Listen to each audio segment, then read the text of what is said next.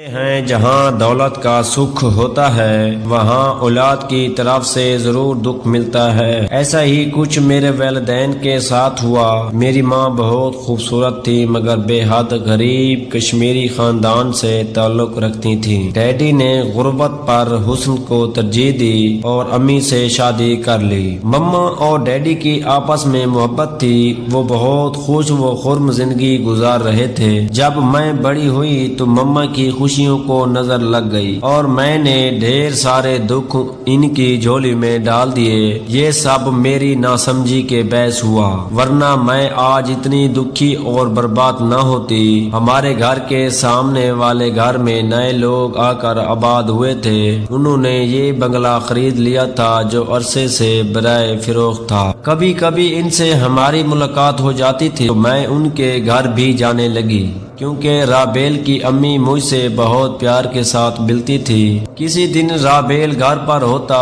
اس سے بھی بات چیت ہو جاتی۔ رابیل آنٹی کا خوبصورت بیٹا بہت خوشگوار تھا۔ زیادہ تر ہماری ملاقات گیٹ کے قریب ہونے لگی تھی، کیونکہ میں روز ٹہلنے کے لیے قریبی پارک جاتی۔ اس وقت وہ بھی اپنے گھر سے چہل قدمی کے لیے نکل رہا ہوتا۔ ہم ادھر ادھر کی باتیں کرتے اور خدا حافظ کہہ کر آگے بڑھ جاتے۔ جانتے ہیں کہ زیادہ تر اپر کلاس گھرانوں میں تکلیف نام کی کوئی چیز نہیں ہوتی۔ بیرون ملک آنے جانے کی وجہ سے ان کا طرز زندگی بھی عام لوگوں سے مختلف ہو جاتا ہے۔ کسی سے ملنے پر پابندی نہیں ہوتی۔ میں چاہتی تو رابیل کو اپنے گھر مدعو کر سکتی تھی، مگر میں نے ایسا نہ کیا کیونکہ ابھی تک میرے ذہن نے اس کو بطور دوست قبول نہیں کیا تھا۔ اکثر تو میں اس کو نظر انداز کرنا چاہتی، لیکن سامنا ہو جاتا تو ہیلو ہائی کرنا پڑتی۔ کچھ دنوں بعد جانے کیا ہوا کہ جب تنہائی میں بیٹھتی تو اس کا خیال تنگ کرنے لگتا۔ میں اس کے خیال کو جھٹک دینا چاہتی تھی مگر ایسا نہ کر سکی۔ وہ نظر نہ آتا تو پریشان ہو جاتی۔ عجیب مصیبت میں گرفتار ہو چکی تھی۔ ابھی تک میرے ذہن کی سلیٹ صاف تھی، اس پر کسی کا نام نہیں درج تھا۔ اب میں سمجھی کہ کسی کو چاہنے کا مطلب کیا ہوتا ہے۔ سچ کہتے ہیں اس جذبے پر کسی کا اختیار نہیں۔ محبت تو خود بخود گلے کا ہار ہو جاتی ہے۔ یہ کیسا جذبہ ہوتا ہے، آدمی نہ بھی چاہے خیالات پیچھا نہیں چھوڑتے۔ یہ شاید عمر کا تقاضا تھا یا میرا ذہن اس قدر کیا تھا۔ رابیل کا خیال میرے وجود پر چھاتا گیا اور میں بے بس ہو گئی۔ اب وہ سامنے ہوتا تو میرا چہرہ سرخ ہو جاتا اور دل پر گھبراہٹ طاری ہو جاتی۔ وہ نہ ملتا تو بے چینی بڑھ جاتی۔ کبھی وہ بات کر رہا ہوتا اور میں گمسم ہو جاتی، تبھی بات جلدی ختم کر کے واپس لوٹنے کی کوشش کرتی۔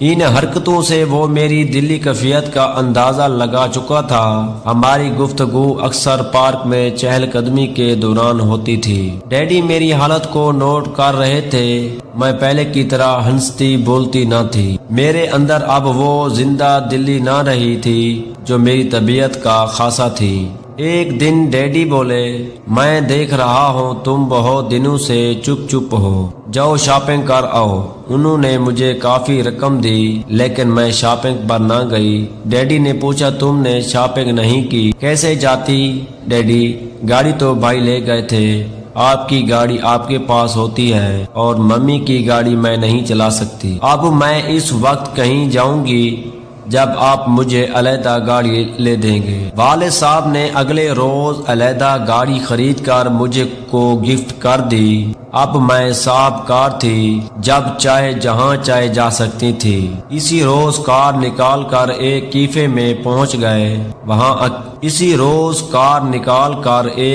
میں پہنچ گئی۔ وہاں اکیلی بیٹھی چائے پی رہی تھی۔ آج میں بہت خوش تھی۔ اس خوشی میں مگن تھی کہ رابیل وہاں آ گیا اور میرے پاس آ کر بیٹھ گیا۔ اس نے میرا تعاقب کیا تھا۔ اس دن ہم نے بہت سی باتیں کی، میں نے اس سے اظہار محبت کر دیا۔ اس نے بھی وعدہ کیا کہ اس رشتے کو نبھائے گا جو ہمارے دلوں کے درمیان جڑ چکا تھا۔ تبھی نئی گاڑی پر ہم نے خوب سیر کی۔ وہ بار بار یہی الفاظ کہتا تھا کہ مجھے تم سے محبت ہے، تمہارے والد کی دولت سے غرض نہیں، مجھے تم آزما لینا۔ اب یہ ہمارا معمول ہو گیا، روز شام کو اکٹھے گھومنے پھرنے نکل جاتے۔ ایک روز رابیل نے کہا چلو ہاکس بے چلتے ہیں۔ میں نے بتایا وہاں ہمارا ہٹ بھی ہے، تب تو سارا دن وہاں گزاریں گے، بڑا مزہ آئے گا۔ اگلی صبح ہی کچھ سامان لے کر ہم دونوں ہاکس بے چلے گئے۔ دوپہر تک بہت اچھا وقت گزرا، خوب انجوائے کیا، لہروں سے اٹکیاں ہوئیں۔ دوپہر کے بعد ہم تھک کر ہٹ میں آ کر بیٹھ گئے۔ میں میوزک سننے لگی اور وہ مشروب پینے وہ لگا جو اپنے بیگ میں ساتھ لایا تھا۔ جب میری نظر اس کی بوتل پر پڑی تو کہا رابیل یہ کیا کر رہے ہو، یہاں مت پیو، تم کو زیادہ نشہ چڑھ گیا تو میں کیا کروں گی۔ یوں بھی یہ کوئی اچھی چیز نہیں ہے، میں جانتا ہوں سونی، لیکن کبھی کبھی ریلیکس ہونے کے لیے پینا اچھا رہتا ہے۔ اتنا خوبصورت موسم، یہ فضا، یہ ہوا پھر کہاں ملے گی، تم ساتھ ہو تو سیر کا لطف دوبالا ہو جائے گا۔ کیا میرا ساتھ کافی نہیں ہے جو اس سے پینے کی ضرورت پڑ گئی ہے؟ وہ پیک ختم کر چکا تھا۔ میں نے بوتل اس کے سامنے سے ہٹا لی اور دوبارہ کہا کیا میرا ساتھ کافی نہیں تھا دل کی خوشی کے لیے؟ اب بھی جھوٹے نشے کی ضرورت ہے۔ اچھا تم کہتی ہو تو اور نہیں پیوں گا، وہ بولا۔ ہم نے کھانا کھایا اور ذرا ستانے کو دراز ہو گئے۔ یہ ایسا دن تھا جب خوبصورت عمر تھی، امنگیں تھی، خواب تھے، تنہائی تھی اور دل ربا محبت بھی تھی۔ ایسے میں کسی غلطی کا امکان غالب تھا۔ محبت کی پاک دامنی کو جذبات کی جھلستی آگ سے نہ بچا سکتے تھے۔ اس روز میں اس ظالم آگ کی لپیٹوں سے اپنا دامن جلا بیٹھی۔ ہوش آیا تو پاکیزہ محبت کا تاج محل جل کر راکھ ہو چکا تھا۔ میں افسردہ بیٹھی تھی اور وہ معافی طلب کر رہا تھا۔ اس نے وعدہ کیا کہ وہ مجھ سے ہی شادی کرے گا اور بہت جلد۔ ایک ہفتے تک میں اس سے نہ ملی اور نہ سامنا کیا، تبھی اس نے اپنے والدین کو رشتے کے لیے ہمارے گھر بھیج دیا۔ ممی نے او بھگت کی مگر وہ ہمارے لگاؤ سے واقف نہ تھیں، یہی سمجھ رہی تھی کہ یہ لوگ پڑوسی ہونے کے ناطے آتے ہیں۔ جب آنٹی نے رابیل کے ساتھ میرے رشتے کی بات چھیڑی تو میرے والدین نے برا منایا، کیونکہ یہ لوگ مال و دولت میں ہم سے کم تر تھے۔ ان سے صاف کہہ دیا کہ ہمارا آپ کا جوڑ نہیں ہے، ہم اپنی بیٹی کا رشتہ ہم پلہ خاندان میں کریں گے۔ رابیل کے والدین بڑی توقع کے ساتھ آئے تھے، یہ توہین گوارا نہ کر سکے۔ انہوں نے صاف کہہ دیا بے شک آپ کو ہم سے رشتہ کرنے میں قباحت ہو رہی ہے، مگر آپ کی لڑکی کو تو یہ رشتہ منظور ہے۔ جب میاں بیوی راضی ہو تو کیا کرے گا قاضی۔ یہ بات انہوں نے اس قدر چھپتے لہجے میں کہی کہ ڈیڈی نے اسے اپنی بے عزتی خیال کیا اور رابیل کے والدین کو کھری کھری سنا دی کہ تم لوگ پہلے خود کو ہمارے لائق تو بنا لو، پھر بات کرنا۔ پڑوسی ہونے کی وجہ سے برداشت کر لیا ہے، ورنہ منہ توڑ جواب دیتا۔ وہ لوگ حجل خوار ہوئے، اپنا ساموں لے کر چلے گئے۔ رابیل نے مجھے فون کیا، کہنے لگا دیکھو سونی، اگر تم نے مجھ سے شادی نہ کی تو تم برباد رہو گی اور میں بھی۔ میں تم سے سچی محبت کرتا ہوں، ورنہ اپنے والدین کو تمہارے گھر کیوں بھیجتا۔ میں ان دنوں جذباتی ہو رہی تھی، ماں باپ سے خوب جھگڑا کیا اور خودکشی کی دھمکی دے دی۔ آخر ڈیڈی کو ہتھیار ڈالنے پڑے۔ میں ان کی اکلوتی اور لاڈلی بیٹی تھی، انہوں نے کبھی میری کسی خواہش کو رد نہ کیا تھا۔ انہوں نے رابیل کے والدین کو فون کیا اور معذرت خواہ ہو کر کہا کہ مجھے بچوں کے انٹرسٹ کا علم نہ تھا، میں رشتہ دینے کو تیار ہوں۔ یوں جلد ہی ہماری شادی ہو گئی، مگر میرے والدین نے سادگی سے مجھے رخصت کیا، کیونکہ وہ رابیل کی فیملی کو اپنے اسٹیٹس سے نیچا جانتے تھے اور اسی بات کا ان کو دکھ تھا کہ یہ ہمارے جیسے دولت مند نہیں ہیں، محض کھاتے پیتے لوگ ہیں۔ انہوں نے میری شادی میں اپنے ہلکا احباب اور رشتہ داروں کو بھی نہیں بلایا۔ میں رخصت رخصت ہو کر رابیل کے گھر آ گئی۔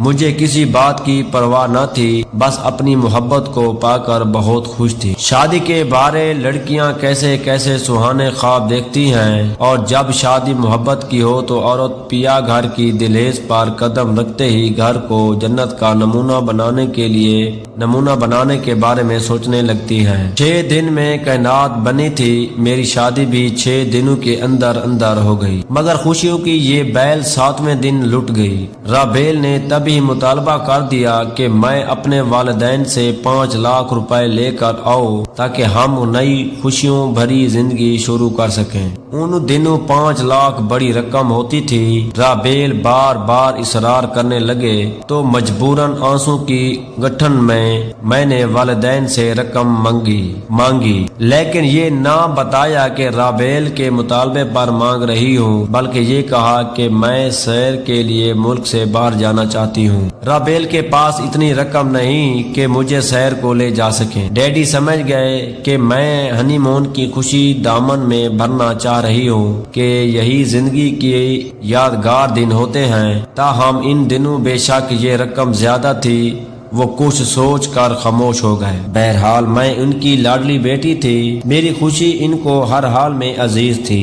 یہ رقم ان کے نزدیک میری خوشی کے مقابلے بہت معمولی تھی۔ میں سمجھ رہی تھی کہ رقم لینے کے بعد رابیل کا دل موم ہو جائے گا اور میں اس کے ساتھ خوشگوار ازواجی زندگی گزاروں گی، مگر یہ میری خام خیالی تھی، کیونکہ اس رقم سے رابیل نے اپنے چھوٹے بھائی کو پڑھنے کے لیے امریکہ بھجوا دیا اور اس کے بعد مزید رقم کا مطالبہ کرنے لگا۔ بھلا اتنی رقم میں دوبارہ اپنے ڈیڈی سے کیوں کر مانگ سکتی تھی؟ جب میں نے انکار کیا تو اس نے ایک چال اور چلی۔ وہ مجھے اپنے دادا دادی سے ملانے کے لیے اپنے گاؤں لے گیا اور کہا، کچھ دن میرے بزرگوں کے پاس رہ لو، میں جلد آ کر لے جاؤں گا۔ وہ سیدھے سادے شفیق لوگ تھے۔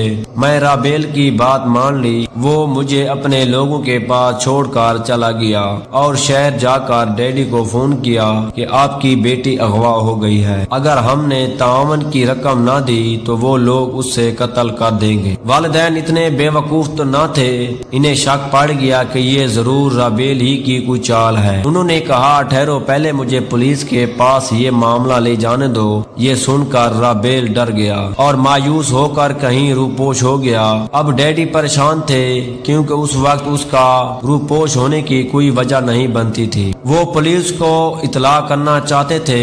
میں نے چونکہ امی کے کان میں پہلے ہی یہ بات ڈال دی تھی کہ رابیل رقم کا مطالبہ کر رہا ہے، لہٰذا انہوں نے ڈیڈی کو پولیس کی کارروائی سے روکا اور کہا کہ ممکن ہے اس طرح ہماری بیٹی کی سلامتی پر آنچ آ جائے۔ ہمیں رقم دے دینی چاہیے۔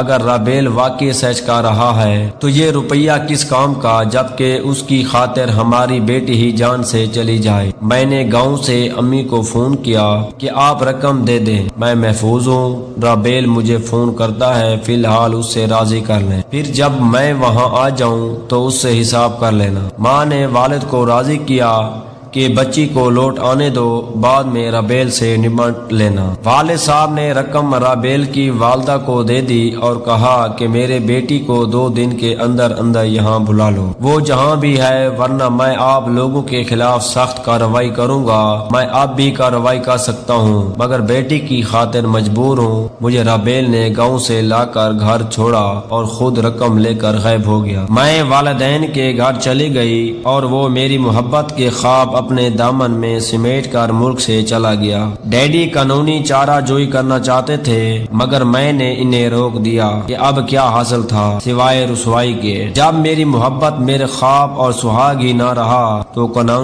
قانون کی مدد سے بھی میرا دل برباد خوشیوں سے دوچار نہیں ہو سکتا۔ ان کی اربوں کی عزت کو رٹ کچہریوں میں اچھلتی لوگ جو ان کو بہت معزز جانتے تھے کیسی باتیں بناتے کہ سیٹھ نے کیسی راہ چلتے لالچی اٹھائی، گیرے کو اپنا داماد بنا لیا ہے۔ میرے مجبور کرنے پر ڈیڈی خون کے گھونٹ پی کر چوک گئے۔ میرے ساس سسر بنگلہ بیچ کر ہمارے علاقے سے چلے گئے۔ وہ خود بھی بیٹے کی اس حرکت پر سخت ناراض تھے اور غمزدہ تھے۔ ڈیڈی ان کو ذلیل کرتے بھی تو کیا ملتا سوائے لوگوں کی لعنت ملامت سہنے کے۔ کے۔ انسان کو اپنی عزت کی خاطر کیا کچھ نہیں سہنا پڑتا۔ غلطی میری تھی، انہوں نے تو مجھے روکا تھا، پھر میری ضد کے آگے خون کے گھونٹ پی کر چپ ہو گئے، اور میں ہوں کہ اب تک خون کے آنسو بہا رہی ہوں۔ اگر